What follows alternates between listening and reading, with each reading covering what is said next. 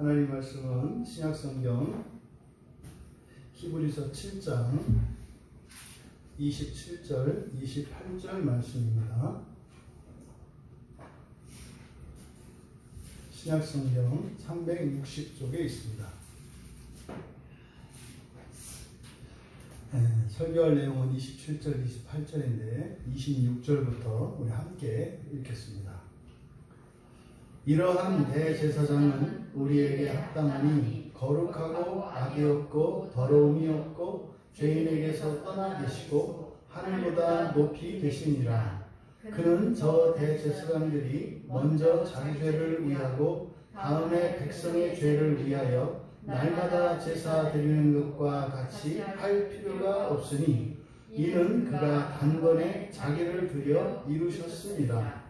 율법은 약점을 가진 사람들을 제사장으로 세웠거니와 율법 후에 하신 맹세의 말씀은 영원히 온전하게 되신 아들을 세우셨느니라. 아멘. 아멘. 드디어 우리가 함께 예배드릴 수 있게 돼서 얼마나 감사합니다. 나중에 하고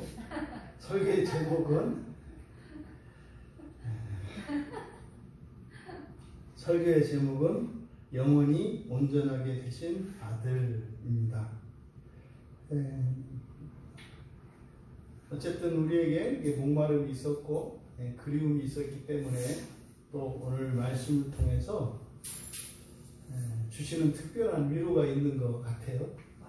그래서 우리들의 그 애타는 그 마음을 또 애쓰고 수고한 것을 하나님께서 위로해 주시고 하나님께서 이렇게 복을 주시는 것 같아요. 그래서 오늘 설교를 여러분들이 듣고 나시면 아주 성경에 대해서 보다 분명하고 확실한 이해를 가지시게 될 겁니다. 아마 오늘 이 설교를 준비하면서 저도 그동안 정리가 확실하게 정리가 되지 않았던 애매했던 경계가 분명해지고 또 우리들이 기독교 신앙을 가지고 치명적인 실수를 하고 있었던 것이 무엇인지를 깨닫게 되었습니다.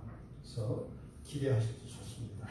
그래서 그 은혜를 다 함께 누릴 수 있게 되기를 바랍니다. 27절은 26절부터 시작되어진 문장이에요. 그래서 26절과 27절이 한 문장이고 28절이 한 문장입니다. 그래서 이 27절은 26절에서 우리에게 합당하신 대제사장, 왜냐하면 예수가 우리에게 합당하신 대제사장이기 때문이다. 그게 뭡니까? 앞에서 25절에서 이야기했던 우리말 성경에 온전히 구원하실 수 있다라고 하는 이 부분이죠. 그 완전한 구원을 하실 수 있는 분이 예수다. 그리고 나서 왜냐하면 그래서 26절에 첫 번째 이유, 왜냐하면 이러한 대제사장은 우리에게 합당하기 때문이다. 두 번째 이유 28절에서 율법이 세운 대제사장은 이렇고 또 언약의 말씀, 맹세의 말씀으로 세워진 제사장은 이렇기 때문이다. 이렇게 두 가지 이유를 얘기하고 있습니다. 그러면 첫 번째 이유, 우리에게 합당하신 대제사장이시기 때문이다. 근데 그분이 누구냐? 이거를 26절에서 설명을 하고 27절에서도 설명을 하는 거예요. 지금 27장에서 우리의 대제사장 되시는 그분, 합당하신 그러한 대제사장, 그러한 대제사장, 그런 그분이 어떤 분이냐? 이것을 아론의 후손들과 비교를 하는데 그 제사장의 그 존재 그리고 자격 측면에서 지금 비교를 하려고 하는 겁니다. 그래서 먼저 우리가 이 대제사장, 아론의 후손인 대제사장들과 지금 비교하고 있기 때문에 이 대제사장의 속죄 제사에 대해서 우리가 먼저 기본적인 이해를 가지고 있어야 합니다. 왜냐하면 본문에서 그는 저들과 같이 날마다 제사 드릴 필요가 없다 이렇게 말씀을 하셨거든요. 그는 날마다 드리는 날마다 제사 드리는, 그러니까 날마다 드리는 제사를 할 필요가 없다. 이렇게 지금 말씀을 한 거예요. 그럼 여기서 말하는 이 제사가 의미하는 게 무엇인가? 이것은 대제사장에 관한 본문이기 때문에 대제사장이 드리는 제사입니다. 그냥 모든 제사를 말하는 것이 아니라 대제사장이 드리는 제사. 대제사장이 드리는 제사가 뭡니까? 7월 10일에 드리는 대속죄제예요. 그러니까 레위기 16장에 나오는 그 대속죄 제사를 얘기하는 겁니다. 그래서 대속죄일에 드리는 그 대속죄 제사. 이것이 대제사장이 집례하는 제사입니다. 그러면 이제 레위기 16장에 가보면 대속죄제, 그러니까 대속죄제라고 하는 것은 이스라엘에 속한 모든 이들입니다. 중요한 것은 이때 이스라엘에 속했다 할 때는 그때 당시에 살아있는 사람들만이 아니에요. 언약의 모든 조상들, 심지어는 죽어있는 모든 이스라엘의 자손들까지 포함하고 있는 말이에요. 그게 우리가 레위기 16장에서 살펴보았던 내용이었어요. 굉장히 중요한 내용입니다. 그것이 바로 이 레위기 16장에서 사실은 가장 중요한 내용이에요. 단순히 대속죄제는 회중의 모든 죄를 사하는 1년에 한 번 드리는 제사다. 그때 회중은 살아있는 사람이 아니라 모든 하나님의 백성을 의미한다는 것. 이게 굉장히 중요한 개념입니다. 그게 이제 아사셀, 우리말 성경에 아사셀 염소로 나오는 이 두 염소 드리는 속죄가 그 의미를 포함하고 있어요. 어쨌든 대속죄일에 드리는 그 대속죄일에 드리는 제사는 어떻게 구성되어 있느냐? 크게 둘로 구성되어 있습니다. 먼저 대제사장 자신과 자신의 후손들, 그러니까 제사장들을 위한 속죄를 먼저 합니다. 왜요? 제사를 드릴 수 있는 대제사장으로서의 자격을 얻기 위한 것이에요. 그래서 원래 레위 사람들은 하나님의 소유예요. 제사장들은 더 말할 것도 없고요. 그런데 항상 제사장들이 제사를 드리기 전에는 자신을 먼저 속죄하는 일이 있습니다. 레위기 16장 6절에 아론은 자기를 위한 속죄제의 수송아지를 드리되 자기와 집안을 위하여 속죄하고, 이게 대속죄일에 드리는 첫 번째 제사예요. 두 번째 제사는 백성의 속죄입니다. 레위기 16장 9절에서 10절까지 보면 아론은 여호와를 위하여 제비 뽑은 염소를 속죄제로 드리고 아사셀을 위하여 제비 뽑은 염소는 산처로 여호와 앞에 두었다가 그것으로 속죄하고, 이때 속죄하고는 이스라엘 백성들을 위한 속죄입니다. 그리고 아사셀을 위하여 광야로 보낼지니라. 그러니까 대제사장이 드리는 이 제사는 둘로 구성되어 있다. 하나는 대제사장 자신의 속죄, 그리고 이스라엘 온 회중, 이스라엘 모든 자손의 속죄 제사.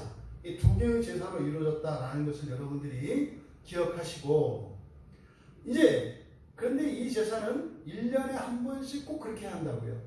1년에 한 번씩 반복해서 7월 10일 대속죄일에 반드시 그렇게 해야 합니다. 이것은 단순히 그것으로 끝나는 게 아니라 대제사장이 지성소 안에 들어가서 살아서 나와야 합니다. 그래야 비로소 이 속죄죄의 효력이 유효한 거예요. 그래서 성경에는 그 내용이 자세히 기록되어 있지 않습니다만 모르긴 몰라도 이스라엘의 역사 속에서 대제사장들 중에 지성소에 들어갔다가 시체가 되어서 끌려 나왔을 제사장들이 분명히 있었을 겁니다. 분명히 있었을 겁니다. 왜냐하면 구약의 역사, 이 성경에 나타난 구약의 제사장들에 대한 기록들을 보면 이미 대표적인 게 나답과 아비후 같은 사람이죠. 다른 불을 여호와께 드려서 죽었다고요. 그러니까 사실 대제사장들에게는요, 7월 10일 대속죄일이 다가오는 것은요, 엄청난 스트레스입니다. 왜냐하면 그날 생사가 갈려요.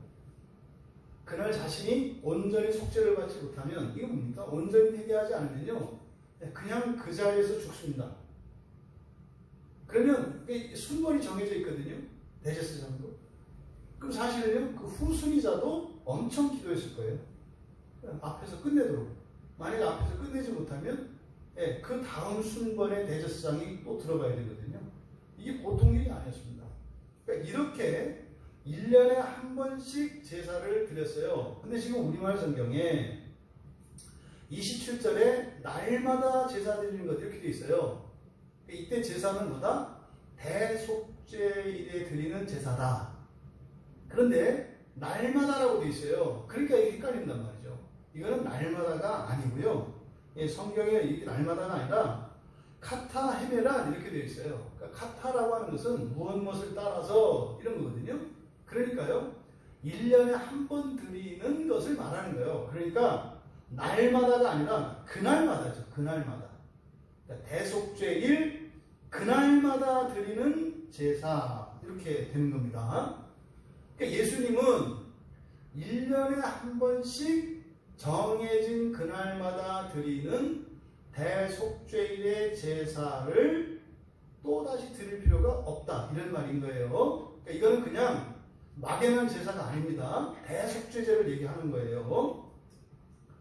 그러면 여기서 제사를 드리다 이렇게 되어 있거든요. 이 드리다라고 하는 말이 아나페레인 이렇게 되어 있어요. 아나페레인. 그러니까 뭐냐? 아나는 위로예요. 위로. 이 우리가 민수기 새벽에서 살펴봤던 민수기의 가장 중요한 키워드가 뭐라고요? 나샤라고 했어요. 나샤가 올려드린다라는 뜻이에요. 또 우리가 신약에서 구원받은 자들, 하나님 나라에 들어가는 자들, 거듭난 자들이라고 그래요. 위로부터 난 자들이에요. 하늘과 관계되어 있어요. 그러니까 여기서도 제사를 드린다 할 때 위로 올리다 이렇게 표현하고 있어요. 성경에 지금 헬라어 성경에 그렇게 되어 있어요. 위로 옮기다 이렇게 되어 있어요. 그러니까 그날 위로 옮겨드리는, 그러니까 위로 올려드리는 제사가 없다 이렇게 되어 있는 거예요. 제사할 필요가 없다 이겁니다. 그러면 왜 예수님께서 이렇게 1년에 한 번씩 하던 대속죄일의 그 대속죄 제사를 다시 할 필요가 없게 됐느냐? 그 이유를 이제 하반절에서 설명을 하는 거죠. 왜냐하면 그가 단번에 자기를 들여 이루셨기 때문이다. 여기서 단순회라고 하는 이 헤파팍스라고 하는 이 말은 두 가지 의미를 여러분들이 기억하셔야 돼요. 즉시, 그 순간에요. 그 순간에 즉시. 그러니까 뭡니까? 미뤄진 게 없다는 뜻이에요. 시간적으로. 그 순간에 그 즉시. 이게 단번에라는 말 안에 들어가 있어요. 그리고 모든 것이 포함되어 있어요. 그때 그 시간에 모든 것을 다, 이게 단번에라고 하는 이 헬라어 단어가 가지고 있는 의미입니다. 그러니까 더 이상 남겨진 시간도 없고 더 이상 남겨진 무엇도 없다는 것이에요. 모든 것을 그 자리에 다, 이 도박 용어로 이게 올인이라고 해요. 올인이라고 하는 것은 도박할 때 자기가 갖고 있던 모든 것을 그냥 한 판에다 거는 것을 말합니다. 그래서 이 단번에라는 게 우리나라 지금 요즘 사람들이 이해하기는 올인이 이제 딱 나는 거예요. 근데 사실은 올인도 그냥 올인이 아니에요. 올인은 자기가 가지고 있는 그건데 여기서 단번에는 사실은 뭐예요? 집에 있는 거 뭐 이런 거 다 치는 거예요. 전부 모든 전 재산을 다 치는 거. 거기다가 또 그뿐만이 아니라 자기의 생명까지. 자기가 살게 될 그 생명의 시간까지 다 넣은 거예요. 이게 십자가예요. 그러니까 예수님은 영원히 사실 수 있잖아요. 그 영원의 시간도 십자가에다 다 건 거예요. 또 예수님은 이 신성을 가지신 분이잖아요. 그래서 하나님의 영광과 권능을 다 가지셨다고요. 거기다가 다 거신 거예요. 십자가에. 그러니까요. 십자가에 흐르는 것은 피지만 예수님이 그 십자가에 가지고 올라가신 그것은 영광의 광채예요. 그래서 십자가는 두 가지 색깔이다. 그죠? 사람의 피를 상징하는 빨간색과 그 어마어마한 신성과 하나님의 모든 권능과 영광의 색깔인 황금색, 이 두 가지예요. 사실 십자가가 그런 거예요. 그래서 이 단번에라고 하는 이 말 안에 그게 다 포함되어 있어요. 그러니까 예수님께서 단번에 다 올려드렸기 때문이다. 올려드렸기 때문이다. 단번에. 그러면 여기서 단번에 자기를 드렸다. 자기를 단번에 드렸기 때문에 그렇다. 그러면 우리가 이렇게 한번 논리적으로 생각을 해봅시다. 예수님이 대제사장이세요. 근데 죽으셨잖아요. 그렇죠? 죽으시는데 그냥 죽으신 게 아니라 단번에 그랬어요. 단번에. 그 즉시 모든 것을 가지고 다. 그런데 죽으셨는데 또 어떻게 했다고요? 올려졌다고요. 올려졌잖아요. 그러면 예수님이 다시 대속죄 제사를 드릴 수 없는 게 당연해요. 왜요? 1차적으로 죽으셨죠. 십자가에 죽으셨잖아요. 죽으셨으니까 죄 없이 죽으셨어요. 그러니까 더 이상 예수님이 더럽혀지는 일이 있어요? 없어요? 없어요. 그러니까 속죄제를 드릴 필요가 없다고요. 구약에서 하나님께 거룩하게 구별하여 드리는 이 진멸시키는 전쟁이 있어요. 헤렘 전쟁. 이거는 뭡니까? 싹 태워버려요. 죽이고 태워버려요. 그럼 어떻게 됩니까? 거룩하게 돼요. 완전한 하나님의 소유가 돼요. 이거는 더럽혀지지 않아요. 뭐 죽었는데 뭘 더럽혀져요. 그러니까 거룩한 상태에서 예수님이 십자가에서 죽으셨기 때문에 예수님이 자신을 위하여 대신 또 속죄할 필요가 있어요? 없어요? 없어요. 죽으셨으니까. 무슨 말입니까? 우리가 죽고 나잖아요. 그럼 여러분이 여러분의 속죄를 할 수 있는 방법이 없어요. 그렇게 몸을 떼우셔야 된다니까. 속죄라고 하는 것은 뭐예요? 대신하는 거예요. 대신. 몸으로 떼우지 않고 대신하는 거. 내가 죽는 게 아니라 재물을 죽이는 거잖아요. 내 몸으로 나의 전인격으로 내가 연단을 받는 게 아니라 회개함으로 내 마음을 연단하는 거죠. 이게 속죄예요. 그러니까 죽어서 받는 것은 속죄가 아니에요. 살아서 하는 게 속죄라고요. 그런데 예수님이 죽으셨으니까 대제사장이 대속죄일에 드리는 두 개의 제사, 자기 자신을 위한 제사, 예수님은 더 이상 그럴 필요가 없다. 왜? 죄 없이 죽으셨으니까. 이해되시죠? 또 백성들을 위한 속죄제사가 있잖아요. 백성들을 위한 속죄제사. 그것도 이제는 다시 드릴 필요가 없어요. 왜? 왜냐? 절대적으로 거룩하시기 때문에 그래요. 예수님이 자신이 제물이 되어주셨거든요. 대제사장이가 자신이 대제사장이시면서 자신이 대속죄의 제물이 되어주셨어요. 그러니까 완전한 대제사장이시죠. 그리고 또 이제 죽으셨죠. 그러니까 예수님 자신을 위한 속죄가 더 이상 필요 없어요. 다시 십자가에 못 박을 일이 없다고요. 근데 완전한 대제사장이 완전한 제물로 드렸어요. 완전한 제물로. 그러니까 그 제사는 1년에 한 번씩 반복하는 대속죄의 속죄제사는 불완전한 제사장이 불완전한 제물을 가지고 속죄제사를 해요. 그러니까 이건 전부 뭐예요? 유효기간 1년짜리라고요. 구약에 드리는 대속죄제사는 완벽하게 드려도 이거는 1년 유효기간이에요. 유효기간 지나면 20% 가산세가 붙어요. 그래서 그날은 반드시 지켜야 돼요. 근데 예수님은 절대적으로 거룩하신 제사장이시며 절대적이고 무한한 제물이시기 때문에 남겨진 제사가 없어요. 그러니까 사실은 2000년 전에 십자가에서 죽으셨지만 죽으신 사건이 지금도 계속되고 있는 거예요. 이렇게. 언제까지? 예수님이 다시 오실 때까지. 하나님께서 구원하시기로 택하신 자들이 그 거룩함을 입을 때까지, 그러니까 마치 우리들 생각 속에서는 예수님이 십자가에서 계속 달려 있으신 거예요. 그리고 어떻게 해요?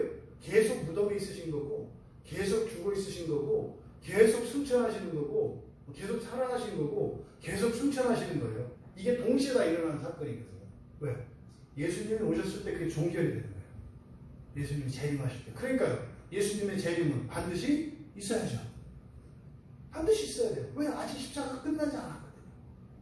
그러니까 예수님이 오셔야 끝나요. 그러니까요. 예수 그리스도의 재림은 반드시 있어야 돼요. 이게 재림이 없으면 십자가도 없어요. 그러니까요. 그때 세워지는 나라가 반드시 있는 거예요. 반드시. 그렇기 때문에 더 이상 백성들을 위한 속죄는 필요가 없어요. 이걸 잘 기억하셔야 돼요. 여러분들이 더 이상 속죄해야 될 필요는 없어요. 왜요? 그리스도가 완전한 제사장이고 그리스도가 무한하고 흠없는 완전한 제물이셨기 때문에 속죄는 끝났어요. 여러분들이 앞으로 1000년을 사실 거라면 1000년 동안 여러분들이 지을 모든 죄에 대한 속죄는 끝났어요. 이미. 이걸 기억하셔야 합니다. 바로 그렇기 때문에 예수님에게는 날마다라고 된 이것은 뭐예요? 1년에 한 번씩이에요.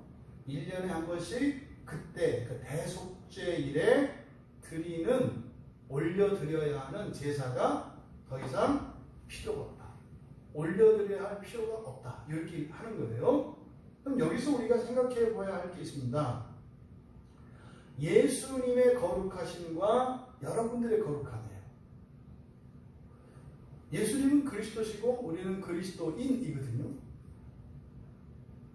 그러면 예수님과 우리의 거룩함을 비교해 봐야 하는데 예수님은 절대적으로 거룩하세요. 예수님은 절대적으로 거룩하세요. 근데 신자들은 어떻게 해요?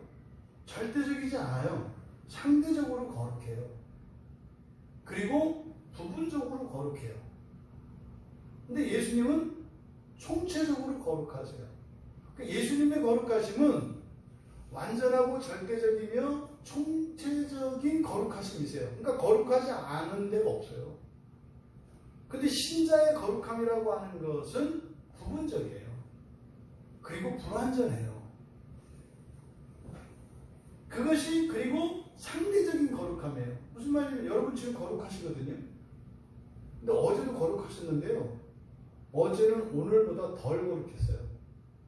오늘은 더 거룩하시거든요. 내일은 더 거룩하실 줄 믿어요.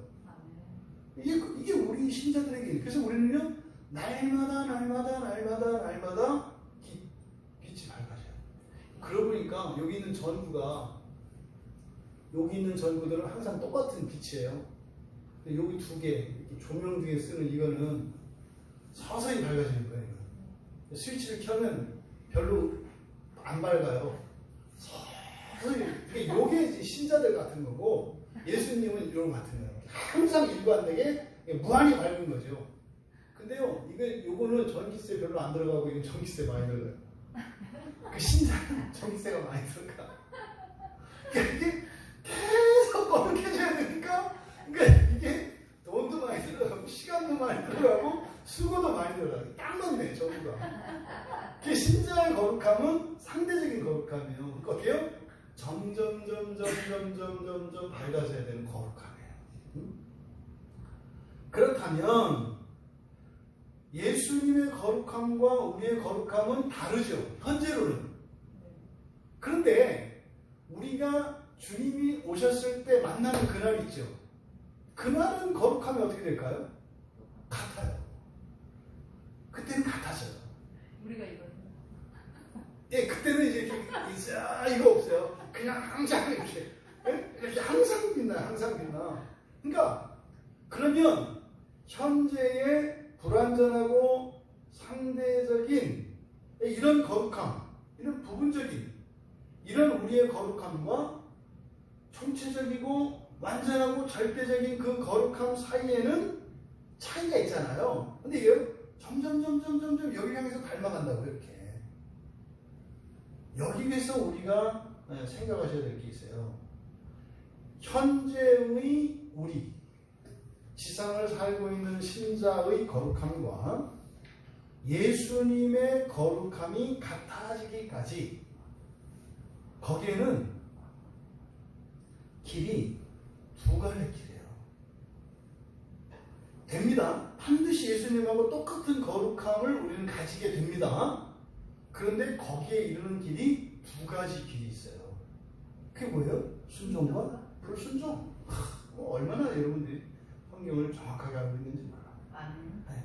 순종과 불순종이라고 하는 두 가지 길이 있어요. 이거는 그럼 또 이제 그러죠. 그러면 구원이 두 가지. 그 얘기가 아니에요. 구원은 한 길이요. 네? 구원은 하나예요, 하나. 그런데 구원에 이르는 그 방법은 여러분들의 자유의지로 선택할 수 있어요. 그러니까 길은 하나도 아니에요. 둘이 아니에요.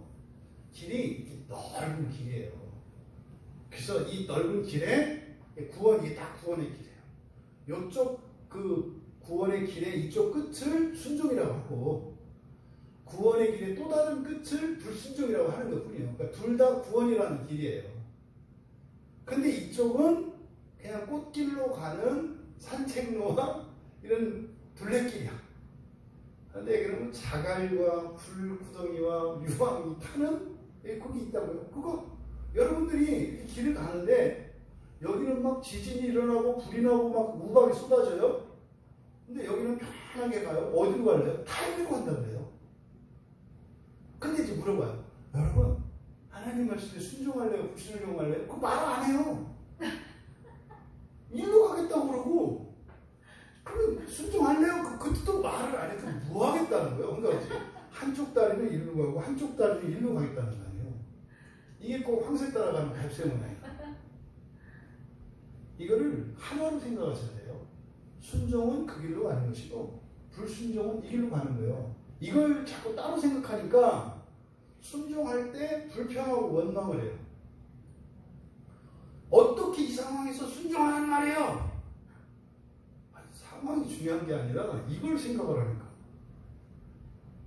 말 듣고 안 듣고가 중요해요. 저 중요하지 않아요. 순종과 불순종은 장차 자기가 그리스도의 완전한 영광이 합치되어질 때까지 그 길을 선택하는 거예요. 그러니까 뭐 이런 사정이 있었어요. 저런 사정. 그거 말하실 필요 없어요. 순종은 순종이고 그냥 불순종은 불순종이고 그 결과는 여러분들이 그냥 따먹는 거예요.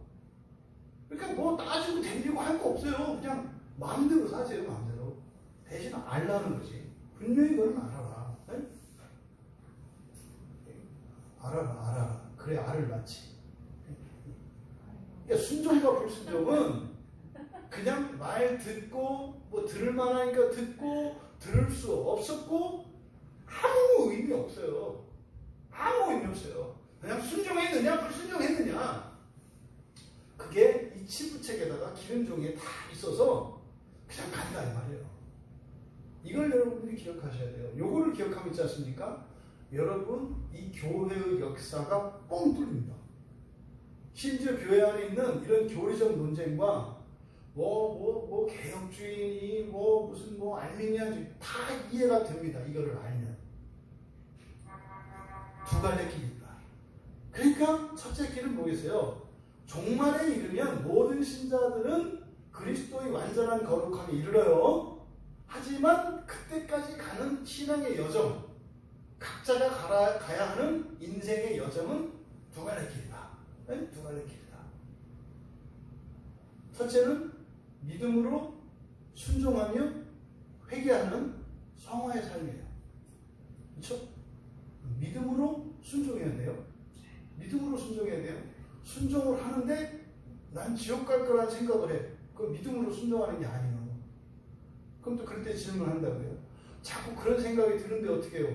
생각 마음대로 하지 말고 그냥 간다고 천국 간다고 생각하라니까. 그건 믿음의 문제가 아니에요. 생각의 문제지. 그렇게 생각이 들면 그거 하면 안 된다니까요. 나는 가. 그러니까 뭐요? 내 판단 기준이 아니라 성경이 기준이잖아요.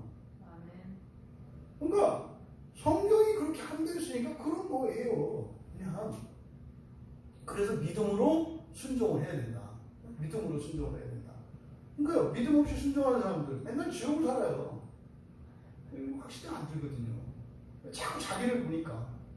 자기를 보니까. 또 다른 사람도 보죠. 믿는다고 하는데 저 사람은 뭐 시원찮은 것 같아.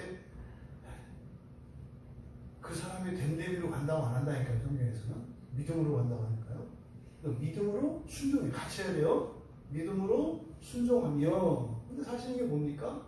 회개한다는 것은 믿음으로 순종하면서 가는데요. 자꾸 불순종을 해요. 불순종할 때도 있다 이 말이에요. 회개라는 말은. 그때는 어떻게 해요? 회개해서 꺾어서 이렇게 전대칭 시키라는 거예요. 그러니까 믿음으로 순종해서 가는 건 가고, 순종해서 가다가 불순종을 해서 이렇게 튄다고요. 그럼 이거 어떻게 하나? 회개해서 가운데 종이 딱 접어서 이렇게 포개하는 거예요. 불순종한 것들은 다 이렇게 포개라, 이렇게. 그럼 어떻게 돼요? 불순종 플러스 회개는 순종이 되는 거예요. 네?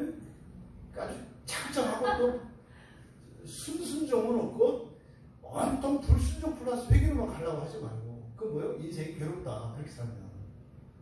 그러니까 믿음으로 순종하며 회개하는 이것을 성화의 삶이라고 해요. 어렵지 않아. 그러니까 복잡하거나 어렵지 않아. 난이도 뭐라 그래야 되나? 결코 어렵지 않아. 못하지 않아요. 다 할 수 있는 거예요. 누구나 다 할 수 있는 거예요. 누구나 다. 물론 그 길이 쉽진 않아요. 에? 배도 아프고 머리도 아프고 다리도 관절도 아프고 삭신수식은 여러분들이 살면서 느끼는 거다. 쉽지 않아요. 어려움이 있어요. 하지만 누구나 다 할 수 있다. 어떻게? 믿음으로 순종하며 회개하며 가는 것은 누구나 다 할 수 있어요. 누구나 다. 이걸 성화의 삶이라고 해요. 근데 이거 둘째. 그러면은 이거 말고 또 다른 길은 뭡니까? 그러니까 내 뜻대로 하는 거예요. 그냥. 간단해요. 이거는. 내 뜻대로 살아가는. 그럼 성화의 삶의 반대는 뭘까요? 연단의 삶이죠. 자기 뜻대로 살면서 자기 뜻대로 살아가는 연단의 삶이에요. 여러분, 자기 뜻대로 순종의 모양을 취할 때가 있습니다. 순종하면서 불순종의 모양을 취할 때가 있습니다. 근데 순종하면서 불순종의 모양을 취하는 사람들은 회개하며 순종으로 오죠. 그런데 순종하며 자기 뜻대로 사는 사람은 다 순종하다가 결국엔 불순종으로 다 옵니다. 왜? 순종했던 거 값을 요구하거든요. 그래서 그나마 했던 그 아주 재수 좋게 운 좋게 순종했던 것마저도 다 불순종으로 바꿔요. 이게 자기가 하고 싶은 대로 살아가는 연단의 삶이에요. 여러분, 그러니까 성화의 삶은요, 그렇다고 해서 이 성화의 삶을 살면 그리스도의 완전한 거룩함에 우리가 다다를 수 있느냐? 그건 아니에요. 그건 아니에요. 믿음으로 순종하며 회개하는 이 성화의 삶은 가도 얼마 못 가요. 평생 가도 얼마 못 가요. 그러면 왜 그 길을 가라고 하냐면 예수님이 그 길을 따라오시기 때문이에요. 예수님이 그 길을 따라오셔서 그 길을 걷고 있는 모든 사람들이 가야 할 완전한 거룩함을 향하여 가야 할 나머지 길을 예수님께서 대신 가주세요. 그럼 이렇게 돌아와서 이제 반대길로 가셔가지고 이제 하나씩 잡아 죽이시는 거예요. 이게 다 이제 심판하신다고요. 그래서 마침내 끝에 가면 어떻게 돼요? 다 데리고 들어가시는 거예요. 그러니까 오실 때 예수님이 이렇게 오셔서 유턴하신다고, 유턴. 성화의 길을 따라서 오시면서 앞에서부터 차곡차곡 다 완전 성화해서 첫째 부활에 참여하게 하셔요. 다 하면 이렇게 돌아서 이제 지 마음대로 살던 애들 이제 하나씩 구원하셔요. 이게 심판하시죠. 심판하셔가지고 불로 지지고 칼로 째고 망치를 때려서 이걸 다 제대로 만드세요. 이렇게. 이게 어떻게 하나도 남기지 않아요. 그래서 마침내 모든 하나님이 구원하시기로 예정하셨던 모든 성도들을 완전한 그리스도와 일치되어서 쫙 손잡고 하나님 나라에 짠 하고 들어가요. 종말엔 다 들어가요. 예수님이 유턴하시기 전에 예수님을 만나시는 여러분 되시기 바랍니다. 유턴하는 순간부터 만나는 사람들은 이 지옥의 연단이에요. 절대 여러분들은 예수님이 처음 직진하실 때 만나셔서 유턴하실 때 함께 보좌에서 유턴하시는 여러분들 되시기 바랍니다. 이 두 가지의 삶이 있는 거예요. 그러면 성화의 삶은 나머지를 예수님이 이루어주시고, 연단의 삶은 연단의 삶의 성격이 뭐라 했어요? 자기 뜻대로잖아요. 그러니까 자기 뜻대로니까 하여튼 자기 뜻대로 겪을 거 다 겪고 아주 현장학습이 생생하죠. 온 세상에 높은 곳과 낮은 곳과 음침하고 어두운 골짜기를 다 경험해요. 예, 뭐 그러잖아요. 뭐 여행에 미친 사람도 있어요. 뭐 어디 가고 어디 가고 그래. 지옥 여행을 하시면 안 돼. 연단의 삶은 어떻게 해요? 다 자기가 가서 하여튼 또 호기심 많아가지고 지옥의 층층과 구석구석은 또 다 알아보는 거죠. 그러니까 절대로 그 거룩함을 위하여 연단 받는 삶은 피해야 되겠다. 그런데요, 현실적으로 이 성화의 삶과 연단의 삶을 당장 우리가 살아가는 하루하루의 실생활에 적용을 하면 어느 게 더 좋다고는 딱 얘기를 못해요. 현재의 삶을 놓고 보면. 오히려 현재적으로는 자기 마음대로 살아가는 연단의 삶이 더 유리하거나 유익이 되거나 더 즐겁게 보일 수도 있어요. 또 반대로 이 성화의 삶이 현재의 삶은 훨씬 더 불리하고 어려운 삶처럼 보일 수도 있어요. 그래서 사람들이 그리스도인들에 대해서 던지는 질문이 있잖아요. 왜 예수를 믿는데 그렇게 살아요? 왜 예수를 믿는데 그렇게 안 돼요? 또 아니 쟤는 예수를 안 믿는데 왜 이렇게 잘 돼요? 이런 일이 일어나요. 그러니까 현재의 이 현세적인 기준만으로 성화의 삶과 연단의 삶의 가치를 결정하려고 하면 여지없이 걸려 넘어집니다. 이게 수천 년 동안 교회 안에 있는 딜레마예요. 조그만 문제가 생기면 성화의 길을 포기하려고 한다고요. 성화의 길을. 조금만 또 반대로 어떤 이런 풍요나 부요가 딱 들어오면 헉하면 또 이제 그러니까 가만히 보니까 없어서 그 순종했던 거야. 생기고 나니까 이렇게 팔팔 뛰고 난리가 나는 거죠. 근데 그거는 사실 그 사람한테 있는 죄이기 때문에 그게 드러나야 되죠.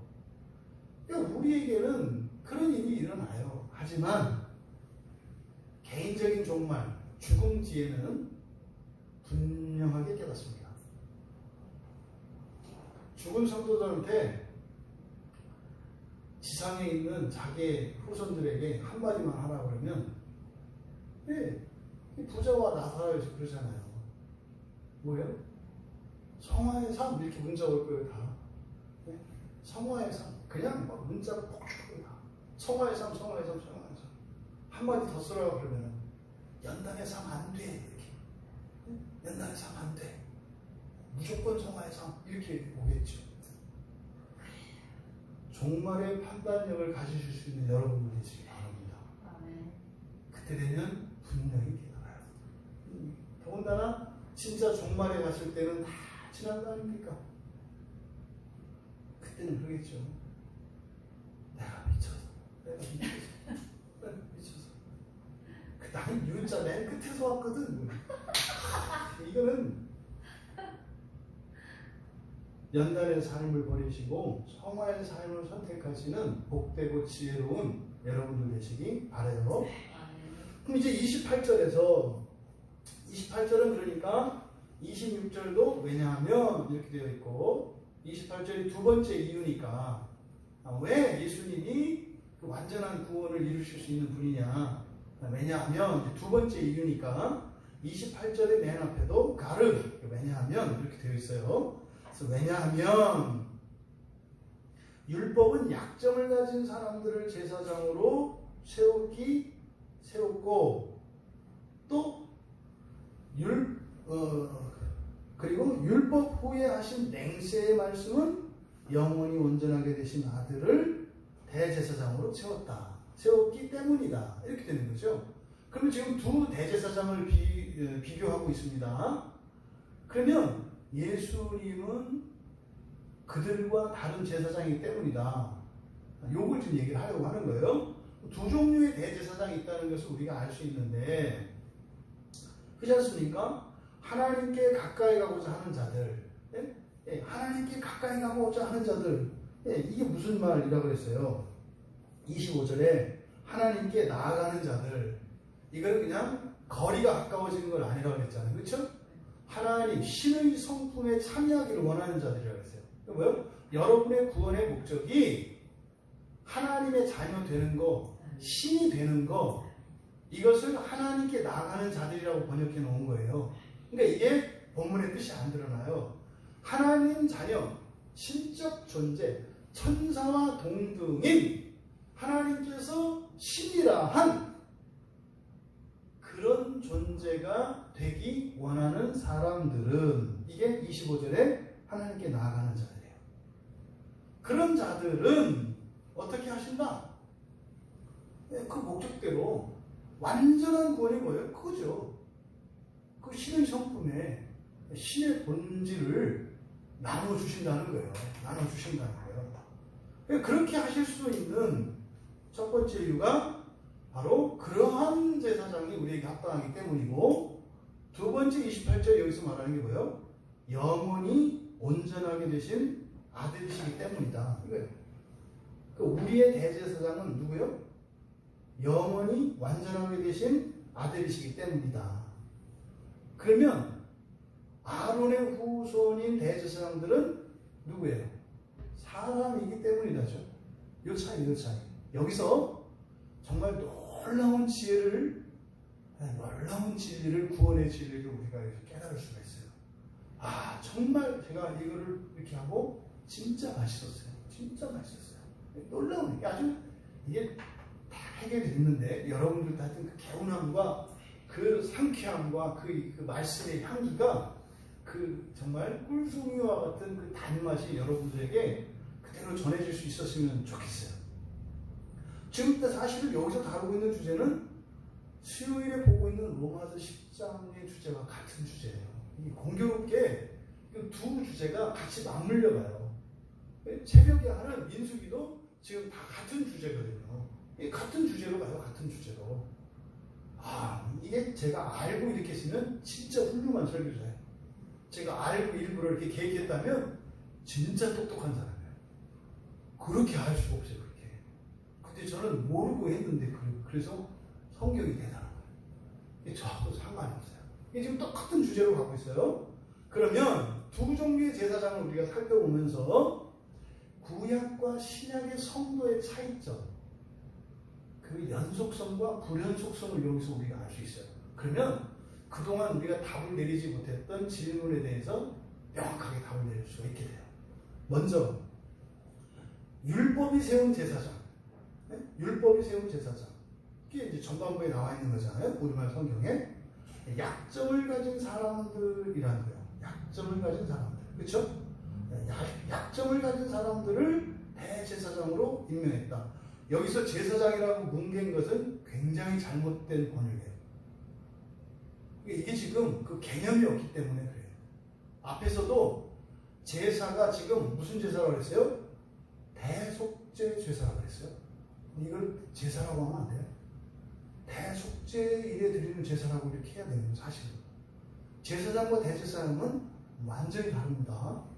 그러니까 여기도 대제사장을 그냥 제사장이라고 뭉개버려요. 이게 지금 다 영어 성경 따라서 하고요. 그냥 인간적인 세속적인 구원을 목표로 두고 있기 때문에 그렇게 보이는 거예요.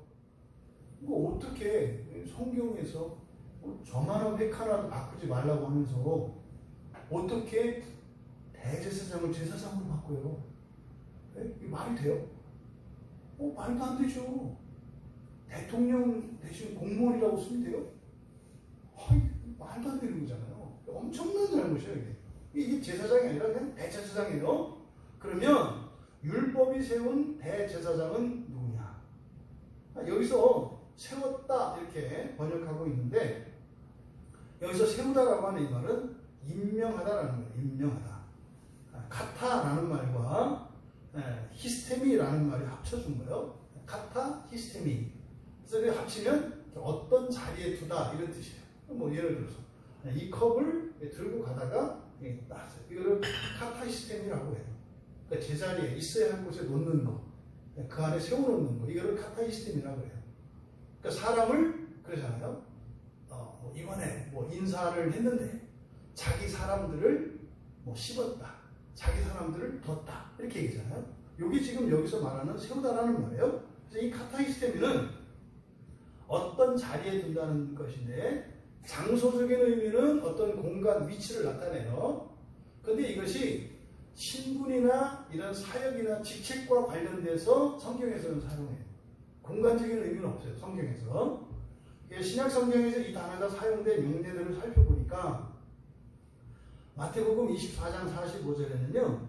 주인집을 돌보는 청지기, 청지기를 임명했다. 청지기에 써요.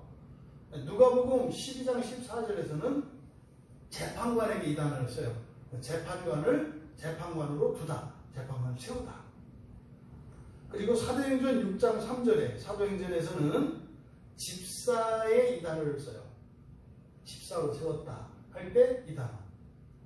그리고 또 놀라운 것은 로마서 5장 19절에서는요. 죄인과 의인도 세웠다 그래요. 죄인과 의인도 세웠다 이렇게 임명했다 그래요. 죄인과 의인도. 그러니까 마치 그 자리에 이렇게 세워진 것처럼 얘기한다. 이게 뭡니까? 하나님의 주권과 마귀의 주권을 얘기하는 거예요. 마귀가 죄인의 자리에 세우는 거예요. 또 의인의 자리는 하나님께서 세우시는 거예요. 근데 이거는 그냥 일방적으로 세우는 게 아니라 자기가 원하는 거예요. 자기가 원했을 때 의인의 자리에 설 수도 있고 죄인의 자리에 설 수도 있어요. 왜요? 손 들면 되거든요. 오른손 들면 마귀, 왼손 들면 하나님. 아예 바꿔야지. 오른손이 좋아요. 오른손에 들면 하나님, 왼손에 들면 마귀. 그래서 너 손 들어. 그럼 데려갈까? 이제 여러분들은 이제 오른손 들는 거지. 이럴 때는 제도하게 차라리 왼손이 없는 게 나아요. 이 왼손이 문제야. 차라리 없는 게. 이 노예 의지. 이게 없는 게. 내 생각인 줄 알고 막 탁탁 뛰지만 내 생각이 아니에요. 사실은. 이 왼손. 그 왼손을 들면 마귀가 그래 내 새끼 잡아줄게 심어놓는다. 그러니까 바울 사도가 이렇게 얘기하는 것은 굉장히 흥미로운 거예요. 그리고 히브리서에서 이거는 예수님께 사용돼요. 히브리서 2장 7절에서 글을 이게 좀 놓쳤던 말씀인데요. 히브리서 2장에 한번 가보실래요? 왜 제가 이걸 놓쳤는지 모르겠어요. 아마 하려다가 빼놓은 것 같아요. 옛날 설교를 설교 원고를 봤더니 놓쳤더라고요. 2장 7절에 히브리서 2장 7절에 보면 그를 잠시 동안 천사보다 못하게 하시며 영광과 존귀로 관을 씌우시며 이렇게 돼 있잖아요. 여기 생략된 내용이 있어요. 여기 생략된 내용. 우리말 성경이. 그게 생략된 내용이 이게 뭐냐면 그리고 그를 손으로 지은 것들 위에 임명하셨다. 이게 2장 7절 뒤에 생략되어 있어요. 그리고 8절에서 만물을 그 발 아래 복종하게 하셨다. 그러니까 뭐예요? 이걸 따로 얘기해요. 만물을 복종하게 하셨고 그냥 복종만 하는 게 아니라 또 그리스도는 어떻게 해요? 그 위에 세우셨고 확실하게 이걸 얘기한다. 그리스도를 만물 위에 손으로 지으신 창조 세계의 모든 것 위에 뛰어난 분으로 임명하셨고 만물은 그에게 복종하게 하셨고 그러니까 위에 있다고 하는 것은요 질서를 나타내는 거예요. 질서. 그리고 복종이라고 하는 것은 이것은 주권에 관한 거예요. 복종과 명령하는 사람과 명령을 따라야 하는 사람 이걸 나타내는 거예요. 그러니까 어쨌든 이 히브리서에서는 이 카타와 히스테미가 합쳐진 카티스테미라고 하는 이 말을 그리스도에게 사용하고 있어요. 그리스도께 사용하고 있어요. 그러면 지금 여기서는 이제 대제사장으로 그들을 세웠다 이렇게 말씀을 했어요. 그러니까 지금 여기서 세웠다라고 하는 말은 대제사장 직분에 대해서 쓰고 있죠. 그러니까 대제사장 직분 자체가 의미하는 게 누구라는 거예요? 그리스도라는 거예요. 히브리서 기자가 얘기하려고 하는 것은. 그러면 보세요. 아론의 반차를 따른 제사장들은 진정한 의미에서 대제사장이 될 수가 있어요? 없어요? 없어요. 원래는 그리스도가 대제사장이 되신다는 거예요. 그것을 히브리서 기자가 카티스테미를 통해서 얘기를 해요. 그런데요, 그리스도가 오시기 전에 예표로서 그들을 세웠다는 것을 요단을 통해서 나타내고 있다. 그럼 그들은 어떤 사람들이냐? 약점을 가진 사람들이다 그랬어요. 여기서 약점이다라고 하는 것은 아스테네이아거든요. 우리가 여러분들이 이제 많이 쓰시는 스태미나. 스태미나가 없는, 앞에 아는 없는 이런 뜻이거든요. 그 스태미나가 없는. 영어로 이제 스태미나라고 하는데 이 스태미나가 뭡니까? 힘이에요, 힘. 무엇인가를 성취할 수 있는 힘인데요. 그냥 힘이 아니라 가장 효과적인 방법으로 성취할 수 있게 하는 힘이 스태미나예요. 그냥 하는 정도가 아니라. 그래서 완전한 스태미나는 그냥 하는 것 정도가 아니에요. 1차적으로 이 스태미나가 가지고 있는 의미는 무엇인가를 할 수 있는 힘을 나타내요. 그런데 성경에서 말하는 스태미나는 가장 효과적으로 하는 거예요. 그러니까 어떻게 해서든 하기만 하면 그건 아니에요. 그래서 할 수 있는데 가장 효과적으로 할 수 있는, 이거 스태미나라고 해요. 그러니까 스태미나, 여기서 약점이라는 것은 뭡니까? 완전히 못하는 거 아니에요. 못하는 게 아니다 이 말이에요. 그러니까 완전하게 할 수 있는 힘이 없는 이런 뜻이에요. 가장 효과적으로 할 수 없는 상태. 요거를 말하는 거예요. 그러니까 아예 못하는 게 아니에요. 약점이라는 것은 흠이 있는 걸 말하기 때문에. 그럼 그들의 특성이 어떻다? 이 아스테네이아 그랬어요. 약점이 있다 그랬어요. 약점이 있다. 그러면 이 약점은 두 가지로 나눌 수가 있어요.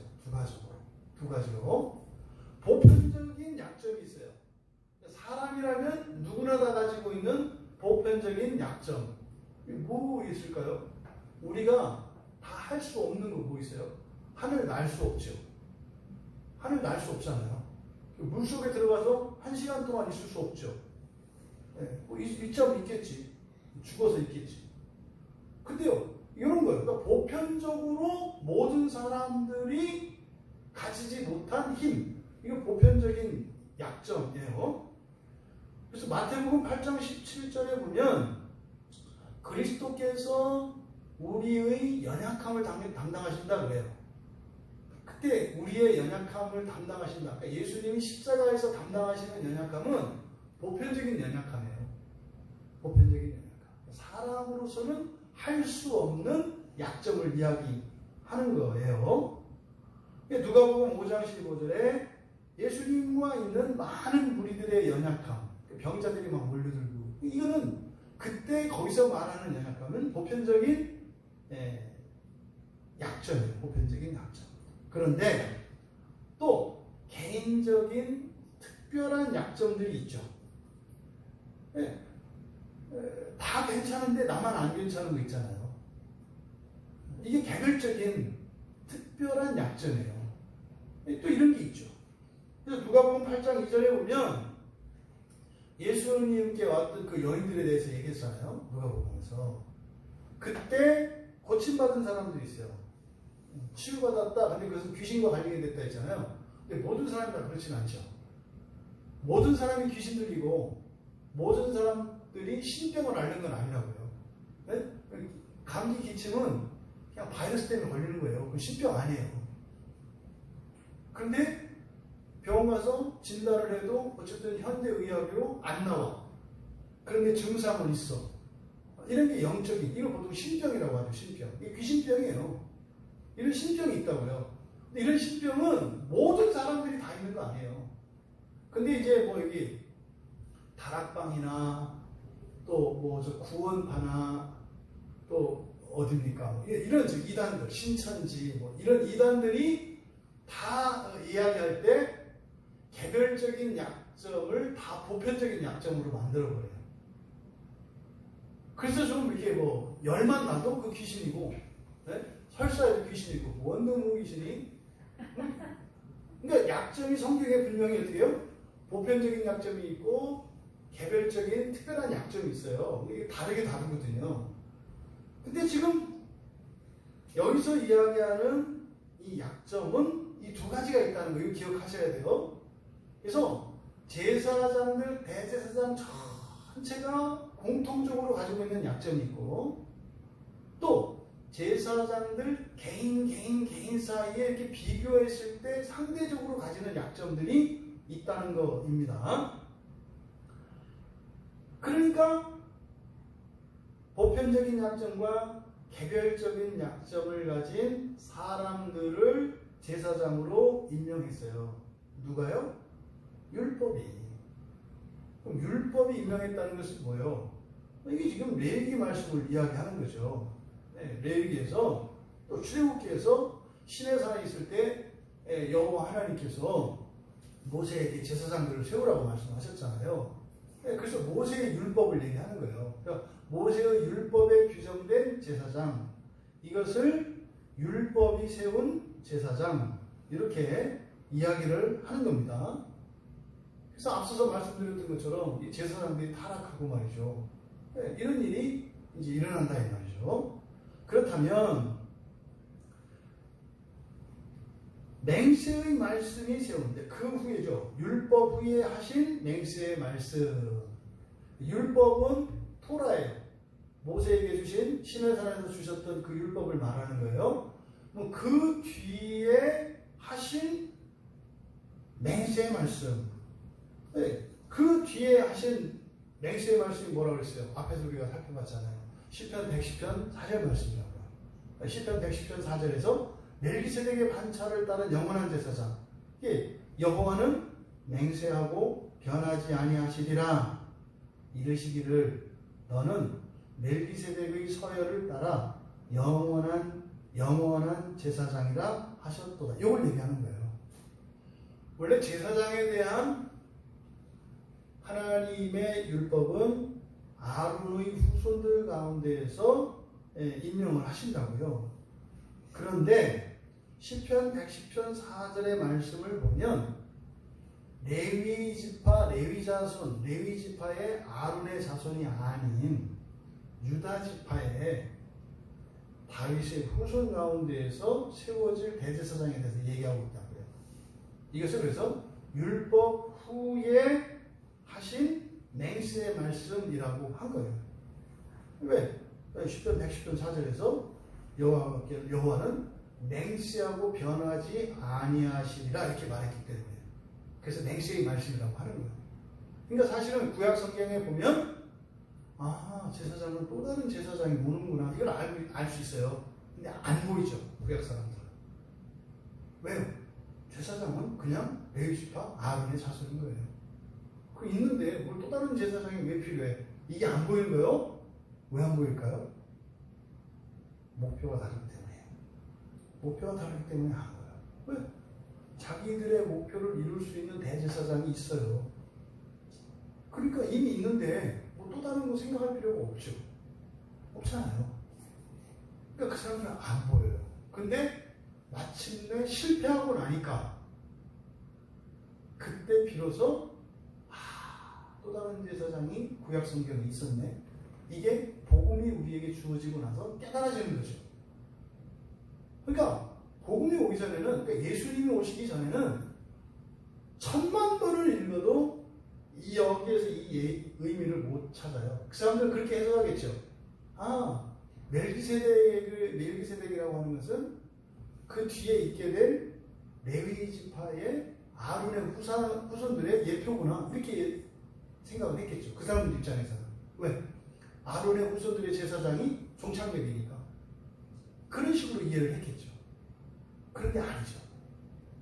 또 다른 대제사장이신 예수 그리스도를 우리가 영접하고 나니 오히려 멜기세덱이 예수 그리스도셨고, 중간에 있는 이 율법이 세운 그 제사장들이 모형이었다는 걸 우리가 알게 되는 거죠. 그러면 이렇게 말씀 후에, 율법 후에 하신 그 맹세의 말씀, 20편 110편 4절이라고 말씀을 드렸고, 이 말씀으로 세웠다는 거예요. 이 말씀이 임명했다. 그러면 누구를 임명했느냐? 영원히 온전하게 되신 아들. 그러니까 여러분, 영원히 온전하게 되신 아들 동그라미, 약점을 가진 사람들 동그라미. 이 둘을 비교하는 거예요. 약점을 가진 사람과, 사실은 사람과 아들을 비교하는 거죠. 이때 아들은 누구예요?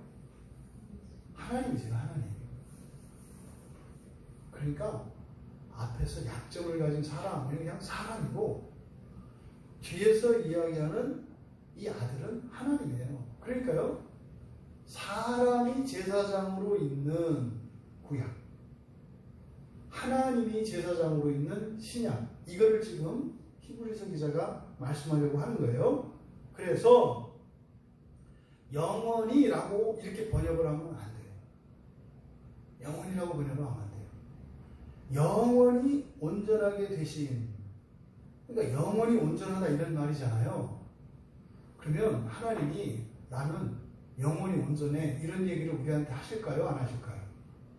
신약성경에서는 이런 얘기 할 필요 없어요. 그리고 지금 시편 110편 4절은 그냥 하나님에 대한 이야기가 아니라 대제사장에 대한 이야기이기 때문에 다른 대제사장에 대한 이야기예요. 그러면 영원히가 아니라 이 영원히가 에이스톤 아이오나, 이 에이스라고 하는 것은 무엇 안으로 라는 전치사예요. 무엇 안으로. 그래서 그냥 이거를 영원히, 전치사가 있으니까 부사로 만들어 버린 거예요. 전치사하고 명사하고 합쳐지면 부사가 되거든요.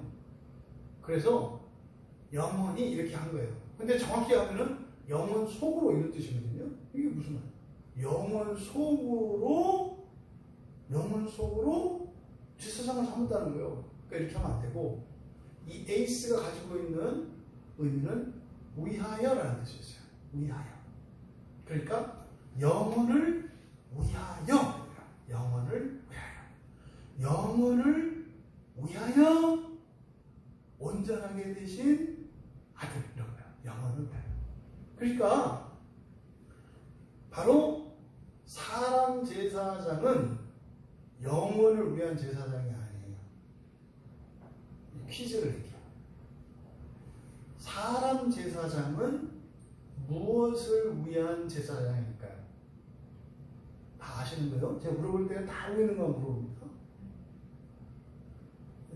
이 아론의 반차를 따른 사람 제사장들은 무엇을 위하여 대제사장이 되었을까요? 대제사장은 하는 일이 뭐예요? 속죄. 속죄 받으면 그 사람이 어떤 사람이 돼요? 의로운 사람이 되죠. 그러니까 구약의 대제사장들은 의인이 되게 하기 위하여 대제사장으로 세운 사람들이에요. 이해되세요? 그러면 구약의 율법의 궁극적인 목적은 뭐예요? 의인이 되는 거예요. 의인이 되는 거예요. 의로운 사람이 되는 거라고요. 그러면 구약의 율법을 지키면 그때의 사람들은 지킬 수 있었다고 그랬잖아요. 그러면 그때의 그 율법을 지켰던 사람들은 어떤 사람이 돼요? 의인이 돼요. 의로운 사람이 되는 거예요. 의로운 사람들이 구약에 실제로 있어요, 없어요? 있어요. 의로운 자가 있다고요.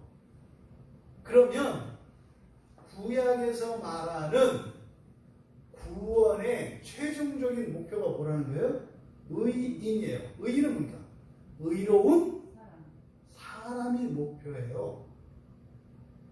구약 성경에서 나오는 구원의 목표는 사람이 목표라고요. 사람. 의로운 사람. 의로운 사람이면 존재론적으로 하나님의 말씀에 순종하고 하나님의 말씀을 기뻐하는 사람이에요. 그리고 율법을 지키는 사람이에요. 또 몸도 건강한 사람이에요. 지성도 탁월한 사람이에요. 사람으로서 또 많아요. 율법이 이야기하는 의로운 사람의 기준이 있다고요. 그 기준의 가장 대표적인 사람이 욥이에요. 욥이라는 사람이 가장 대표적인 사람이에요.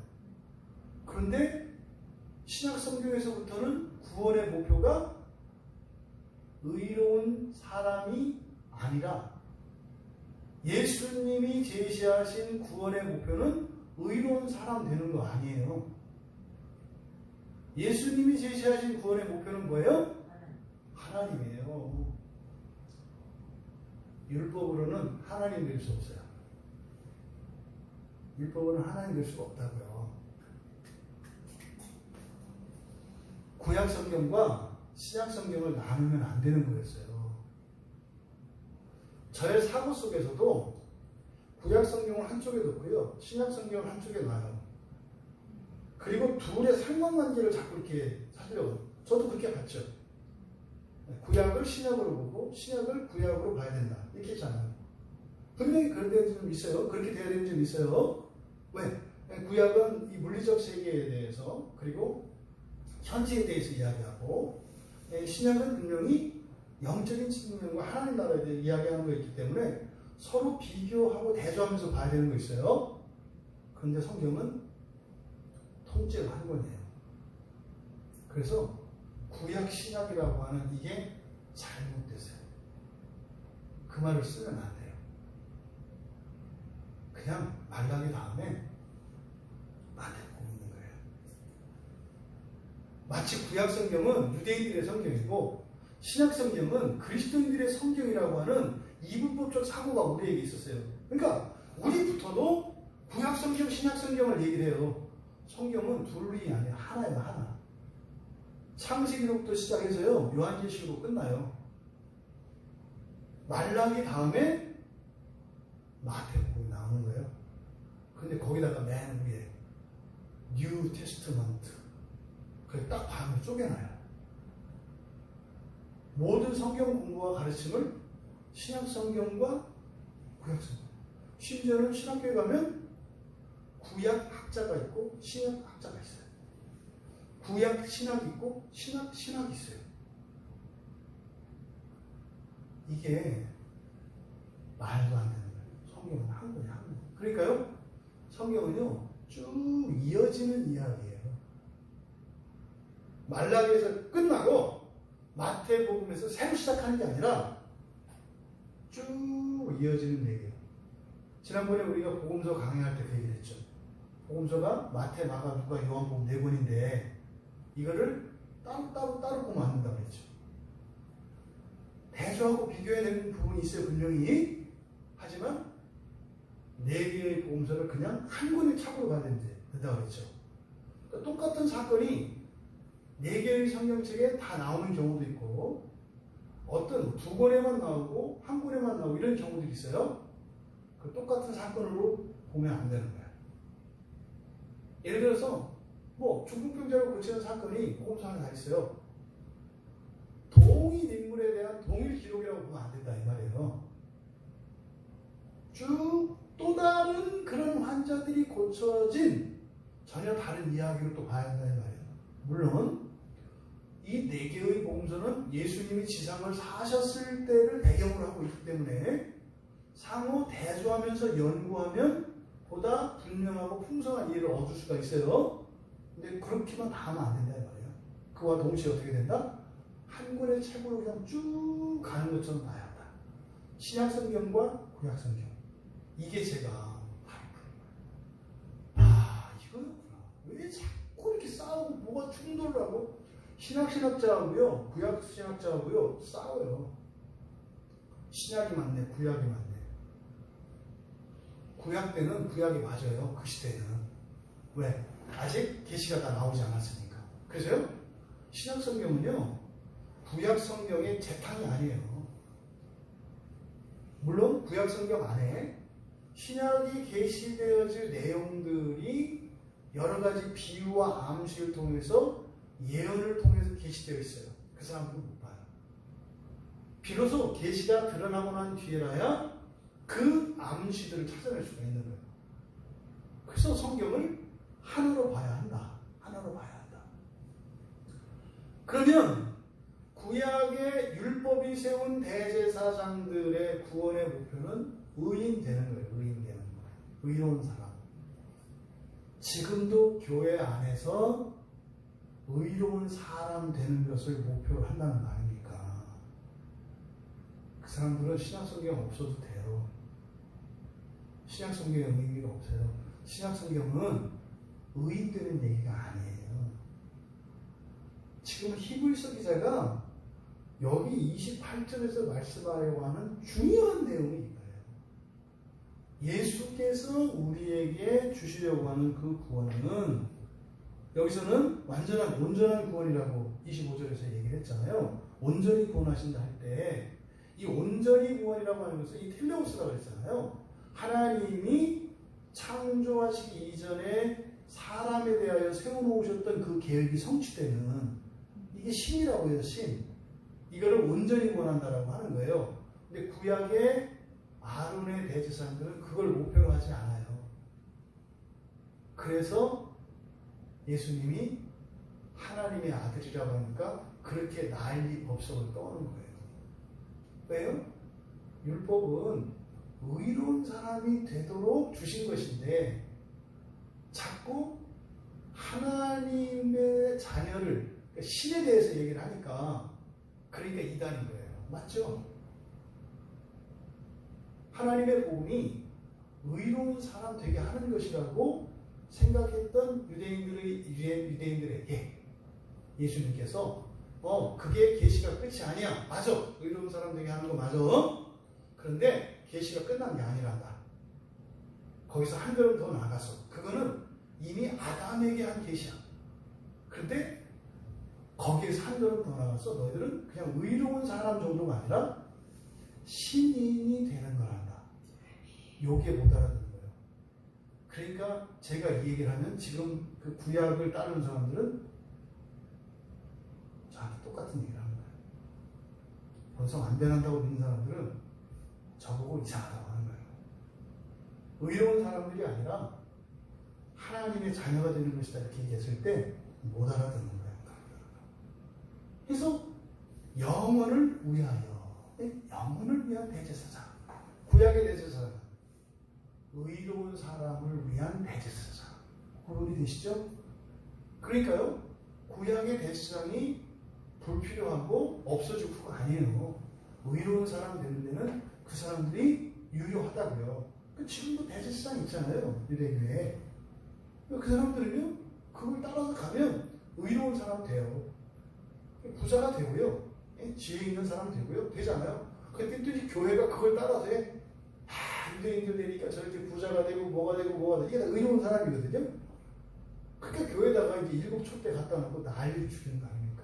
미쳤지. 마치 날개 달린 천사를 날개 찢어가지고 사람 만들려고 하는 거 아니에요. 이게 웬일이야.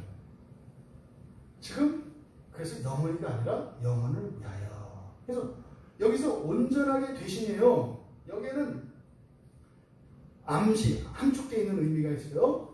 온전하게 되신, 마찬가지로 이 온전은 앞에서 25절에서 얘기했던 온전이에요. 텔레오스거든요. 근데 이거는 이 텔레오의 완료 분사형이에요. 그러니까 뭐요? 이미 됐다는 거예요. 이미 됐다. 이게 뭔 얘기인지 아십니까? 예수님은 창조하기 전에 이미 계셨죠.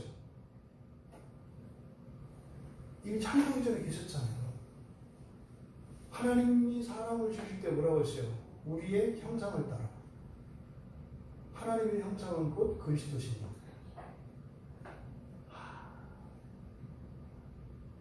얼마나 놀라운 얘기인 거예요.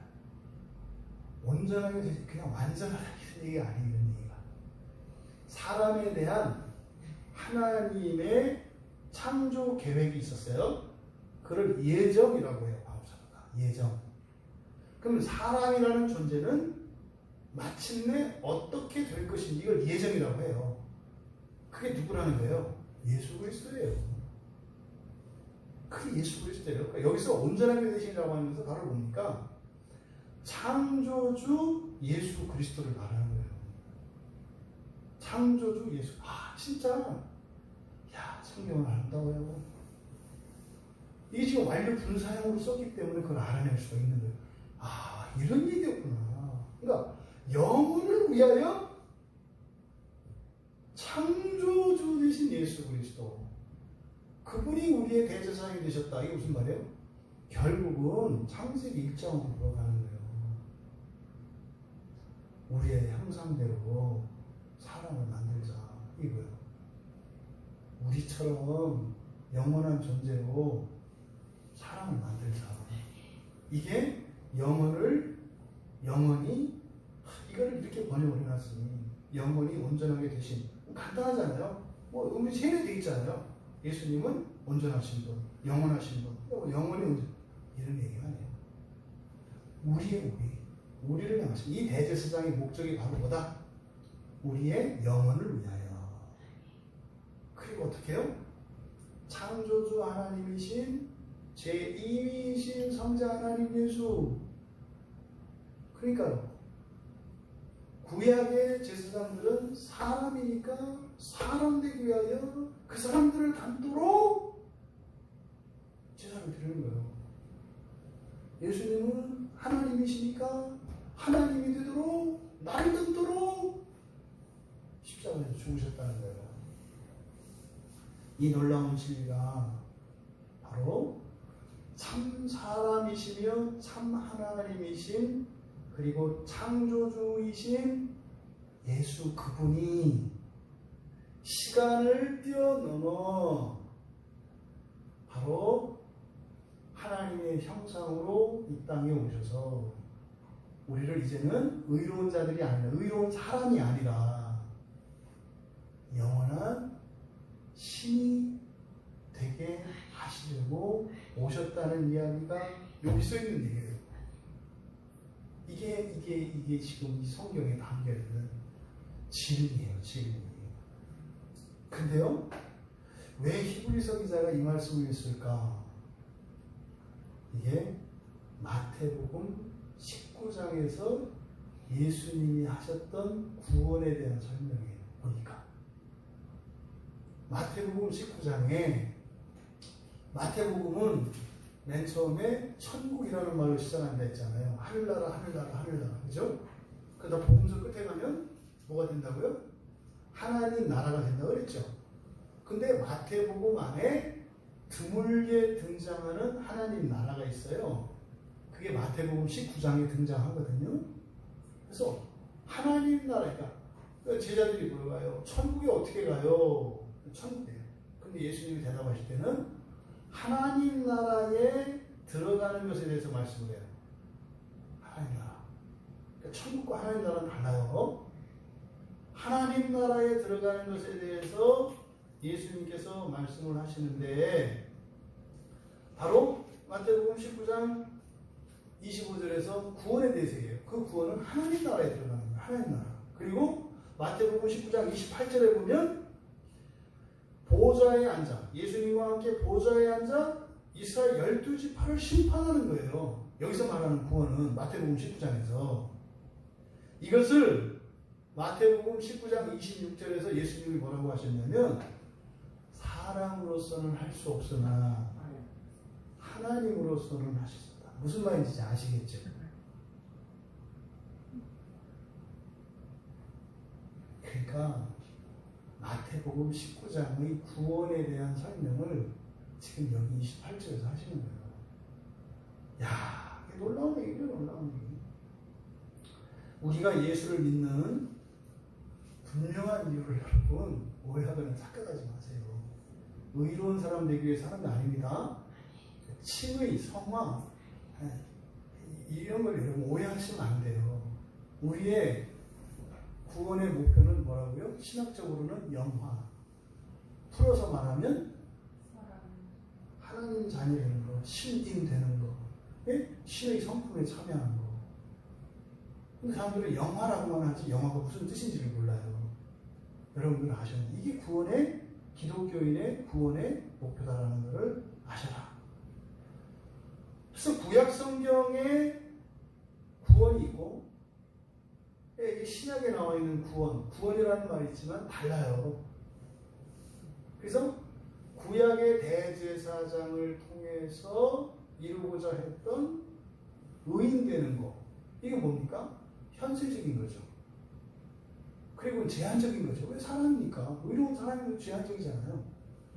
그러니까 인간적인 구원이죠. 이것은 현재적이고 제한적이고 인간적인 구원을 얘기한다고요. 우리가 말하는 이 구약성경에서. 그런데 복음서에서부터 시작되는 구원은 그런 구원이 아니에요. 완전히 달라요. 그것은 뭡니까? 현재에 반대되는 영원적이고 무제한적이고 신적 구원이에요. 이러니까 이게 안 풀리는 거예요. 사람들이. 죽겠다는 거잖아요. 예수 믿고 사는데 사람으로 사는데 어렵다잖아요. 잠깐만. 예수 믿는 거는 하나님 되는 얘기지 사람 되는 얘기가 아니라니까요. 그러니까 내 믿어도 그게 중요한 게 아니라니까요. 근데 오히려 사람으로 살면서 겪는 괴로움이나 고통 이게 뭐예요?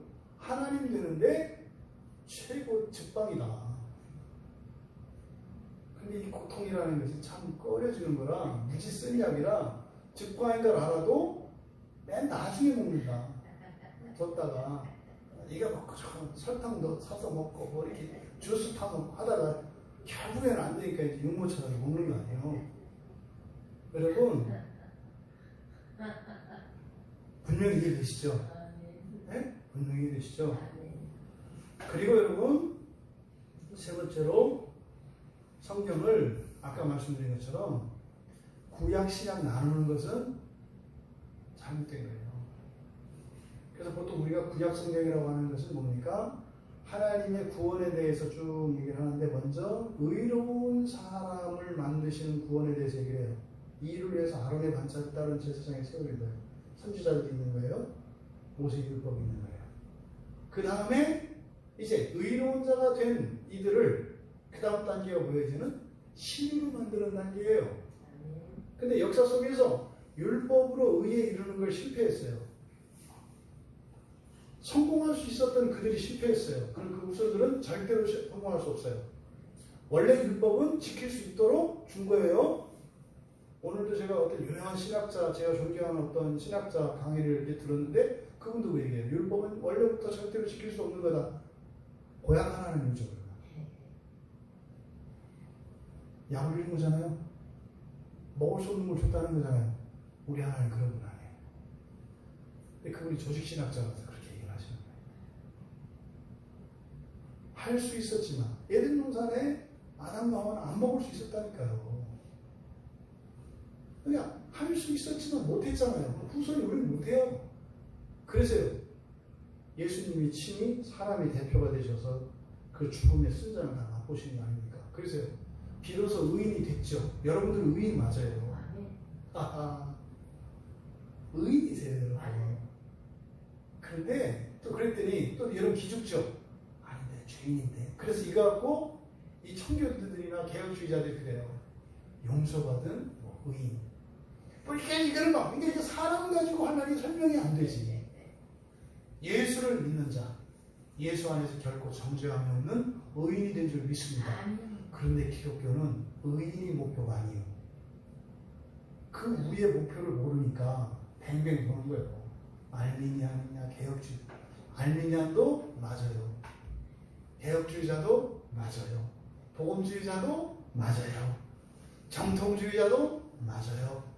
근데 이들이 다 싸워요. 왜요? 하늘을 봅니다. 하늘을 보는 순간 이 사람들이 서로 싸우는 게 아니라 같은 얘기를 하고 있었구나를 알아요. 근데 올라가다 우리 딱 끊겨 있으니까 벽에 부딪혀가지고 싸우는 거죠. 그러니까 여러분 성경은 하나예요. 그래서 구약에서는 의인되는 얘기예요. 신약 성경을 가지고 우리가 하나님의 계시를 가진 그리스도인들이 뭐 이렇게 하면 믿음이 먼저니 행위가 먼저니 공로가 있어야 되니 아니 오직 믿음 됐어요. 예수께서 여러분들을 의인 얘기하셨습니다. 여러분들은 됐으니까 사람 되는 얘기 그만하시고 하나님 되는 그 구원 이거는 죄송하지만 제가 알기로 아니요. 많은 분들이 오해하고 모르는 부분이에요. 이게 교행의 비극이에요. 이미 다 된 하나의 의인을 그걸 가지고 들었다 놨다 손 타가지고 뼈만 타고 먹지도 못하는 감이 됐잖아요. 감기 걸려도 코 올리고 기침해서 침 튀기고. 그러니까 아까는 원래 처음에 새밥일 때는 괜찮았는데 지금은 암이 뭐하니 끝도 없이 싸우잖아요. 그래서 되게 쫙쫙 말라가지고. 의인된 여러분 그냥 드세요. 쳐 드시고 하나님 되세요. 이것이 지금 히브리서 기자가 바로 예수님을 영원을 위하여 이미 온전하게 되신, 다시 말해서 창조주이신 그 분이 우리의 대제사장이 되셨다고 하는 이 놀라운 은혜의 말씀이 여러분들의 삶에 이런저런 인간으로 살아가는 여러분들의 현재의 삶에 이런저런 어려움들, 뜻대로 되지 않고 애매히 당하는 불편과 고통, 사람으로 살아야 되는 연약함이 있다고 그랬잖아요. 아직은 사람의 몸을 입고 있는 여러분들은 겪을 수밖에 없어요. 그거 가지고 여러분이 기뻐하고 슬퍼할 것이 아니라 무엇을 가지고 하나님 되는 일, 하나님 되는 그 일을 위해서 여러분들이 기도하고 예배하고, 그렇게 우리가 예배 못 드리는, 교회 못 나오는 동안 애를 끓였다는 거. 그러니까요, 교회 나왔냐 안 했냐 너무 신경 쓰지 마. 중요해. 하지만 너무 그렇게 하지 마라. 만약에 교회를 나오지 못하는 것 때문에 우리가 더욱 하나님 될 수 있었다면 하나님 기뻐하세요. 그리고 여러분이 당했던 억울함과 답답함 반드시 하나님이 복수해줘요. 걱정하지 마세요. 영원히 온전하게 되신 아들이라고 하는 이 말씀에 담긴 놀라운 이 구원의 진리가 여러분들의 현재와 앞으로 그리고 평생의 위로가 되고 힘이 되는 그 구원의 진리가 되시기를 주님의 이름으로 축원합니다.